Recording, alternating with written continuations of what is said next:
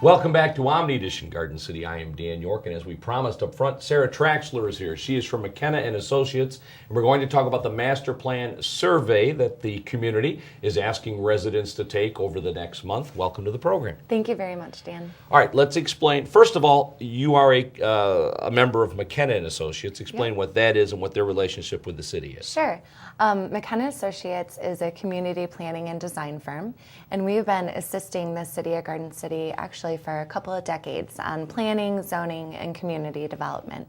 Okay. So we've written previous master plans and are very excited to rewrite the plan this time. Okay, so now you throw out a lot of terms that to you mean a lot, Yeah. to maybe to the public don't mean as Sure. much. Planning, zoning. We have a planning commission, we have a zoning board of appeals. Correct. That are made up of residents. Yes. But there is a bigger picture that goes into that just than those two boards and commissions, right? Yep. The planning and zoning actions that a community takes are supposed to be informed by residents' desires. And the city council appoints members to the planning commission and zoning board. Those two boards, especially planning commission, I should say, set policy and make decisions on development. But as I said, the master plan is the right place to get residents' input every 5 years or so. Okay. And this master plan is a requirement of the state, correct? It is.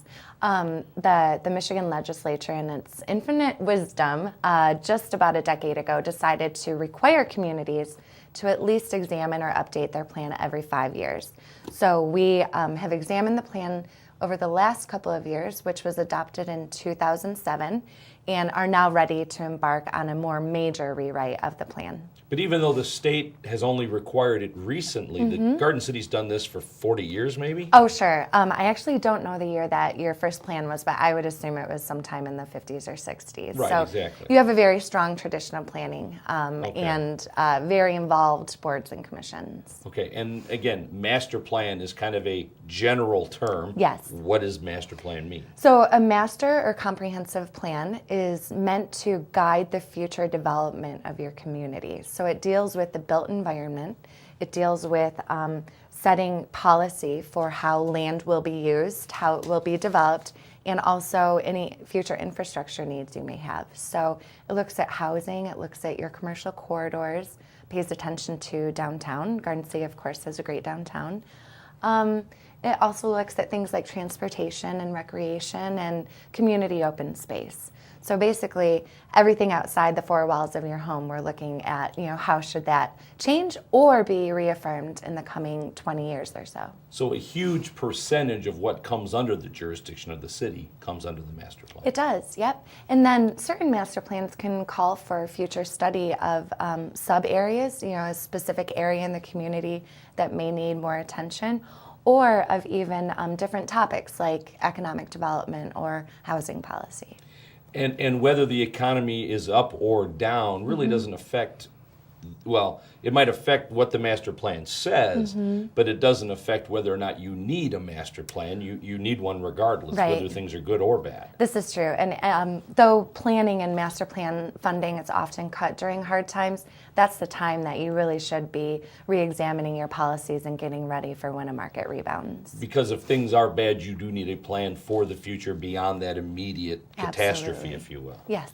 So the idea here is to do a survey that gets input from residents only or anyone. Often we would ask that someone have an interest in property in the community. So, residents are the stakeholders that would probably be most interested in taking the survey, but we wouldn't prevent business owners, for example, from taking it because they also have an important stake in how the city develops. Okay. And the primary way to do this is online, correct? Yes.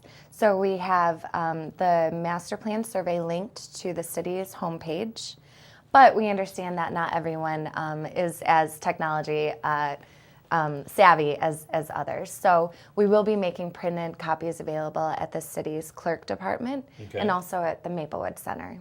Okay, so the survey is available right now today at www.gardencitymi.org, right there on the homepage, and it's one link, and boom, you're into it. Yep.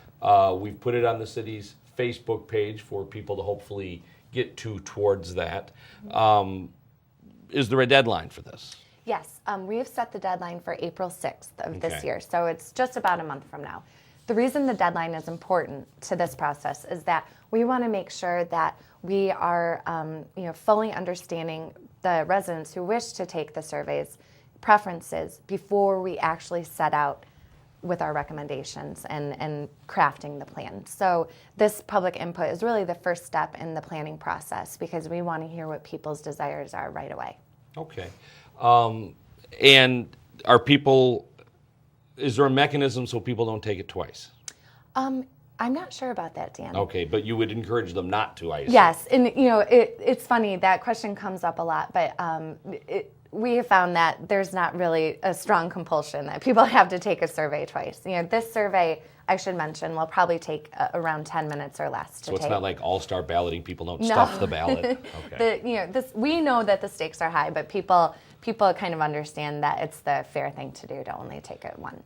Okay, so either online, www.gardencitymi.org, or they can pick it up here at City Hall? Yep. And at Maplewood Center? Yes, Okay, both very places. good. Let's run through it real quick so Okay. people aren't surprised when they get to it. Sure. And it is an anonymous survey, I assume? It is anonymous. Okay. What are some of the questions, or what are all of the questions? Because it's only, 15 or 16 questions? Yeah, it's a 18, 19, okay. under 20. Under 20, Yes. okay, we'll go with that. Okay. So we ask what age range people fall in because we want to understand what demographic groups are interested in taking this survey. People who are aging and perhaps on the older end of the baby boomer generation, for example, have different needs and preferences for how their community develops. So it's very important for us to understand how old the people who are taking the survey are. Okay. We also ask their gender, household income, and their ownership status, as in, do they own a home or are they renting a home? Of course, we can find data about the entire population on the city from the American Census, the U.S. Census, and we will be strongly relying on that information. So we also ask respondents how long they have lived in the city and how many people live in the household. And then we kind of move into housing preferences. So we're asking people if they think that there might be a gap in housing choices here. So do people prefer high-end single-family homes in the future, more duplexes, or detached townhomes or condos? We just kind of want to understand if people think that there's a pleasing range of housing options. Okay. Also, we ask people to rate the most positive aspects of living in Garden City, from the strong commitment that the city has made to public safety to also education, affordable housing, or culture and history. On the flip side, we're asking people what they consider to be negative aspects of living in Garden City, if there is any. Asking how they feel about road maintenance or housing, for example, if they thought that there was a deficiency. Then we ask what could be improved about the city. And though we provide some example questions that they could check if they think they apply, we also have an open-ended other category there. So if people feel very strongly about something, they can write down exactly what they want to see in the future. We're asking people to rate their transportation preferences. Do they wish for there to be more bike lanes on the roads? Should there be more sidewalks? Garden City does have a lot of sidewalks, but there are a few gaps and interruptions in your network. So we're asking people how they wish to get around the community in the future, and also not just around the community, but into your adjacent communities in the region as a whole.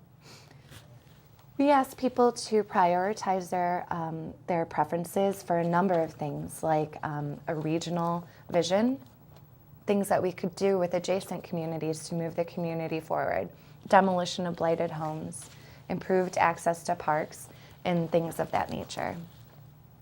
Next, we ask people what they think the important goals for economic development should be. Attracting additional office businesses, attracting additional industrial users, business community revitalization, and so on and so forth. Economic development is important to the city in as much as it provides job opportunities for residents and also a vibrant place for people to go and spend their hard-earned money.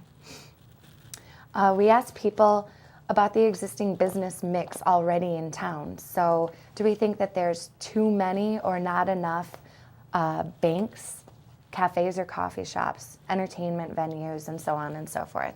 So there we'll hopefully get a better understanding of what people want to see in the future of the businesses that will be established here.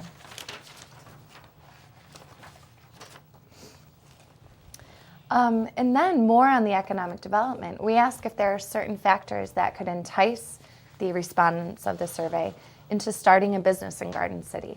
So, excuse me, do they feel that there's an availability of skilled employees, or could that be improved?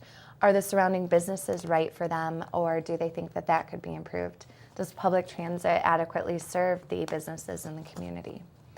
And then finally, and this is an important one, we know that the mayor and council really want to be business friendly. So we're asking, are there certain obstacles that you have identified to conducting business in Garden City? From the appearance of commercial areas, lack of parking, or permit and licensing requirements and procedures. Okay. We want to make it easy for people to do business here. Okay. So now, obviously, McKenna has done this in lots of communities, and I assume it's a similar survey, if not exactly the same. Well, actually, it's funny. You think about Garden City being an inner ring suburb, or close to an inner ring suburb of Detroit. We have a very different built environment here than, say, a township outside of Lansing. So, we have stock surveys that we will personalize to a community, but your survey would be very different than, Sure. a rural community. Absolutely. So now, this is not the only basis for which the master plan will be developed. Correct. So in addition to the survey, we're conducting a workshop in early April, which I know hopefully you will help us publicize since we don't have the exact date chosen yet. That workshop would be about 2.5 hours, and we're asking residents and business owners to come out and work in small groups. We have exercises that we facilitate. We bring a number of people, and often what we do is to ask people what they would like to see fixed in the community, what their aspirations are for the community, and also the things that they're proud of or what they want to see maintained. So that helps us similar triage. to the survey, but it allows a more broad view and, Yes. and not such a structured conversation. Yeah, it's definitely a more qualitative method of gaining input, and it allows us to hear the conversations and really hear the language that people are using to describe their hometown. Okay. So the master plan itself, is it a planning commission thing or a zoning thing or a city thing? So your planning commission will be preparing your master plan, and they are really the working group that's charged with making sure that all the I's are dotted and the T's crossed. Also setting that policy and telling us, McKenna, the preparers of the plan, if we're right on or if we need improvement in certain recommendations. After it's been recommended by the Planning Commission, it will go to City Council for adoption. And I know that they really want to be involved throughout the process as well. Okay. What's the timetable for this, or is there one? There is one. You have understood that we would like the survey to be completed by April 6th. We are scheduling an open house. We're targeting late November, early December, and that open house would be for the results of the plan. Oh, okay. So that would be where we're showing people what we did with their input. So we think it could be adopted by very early 2015. So this takes some time. Oh, it does. Yeah. This takes some It's time. a lot of hard work with the Planning Commission. Every single month we're bringing chapters and progress to them and working on very fine level detail on how the city should develop. Okay. All right. So several elements here. Yes. First off is the survey Yeah. that people can fill out either online, as we've said, through April 6th, or they can go to City Hall or Maplewood Center and pick up a copy of the paper survey. Then there will be the visioning session, or whatever you want to call it, workshop in April, Yes. where people will have another opportunity to contribute to the master plan, and then there's the actual collaboration of the information and putting it all together for presentation and hopefully for approval then by early 2015. Yes.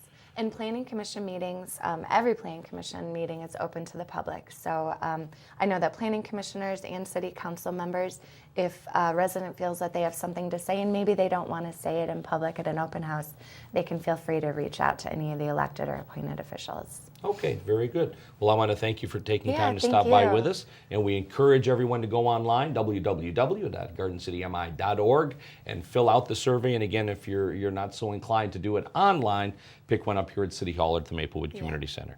All right, well, thank you very much for spending time with us, and we'll have a conversation with you about this further down the line. Good, great. All right, we'll have more Omni Edition Garden City right after you watch this.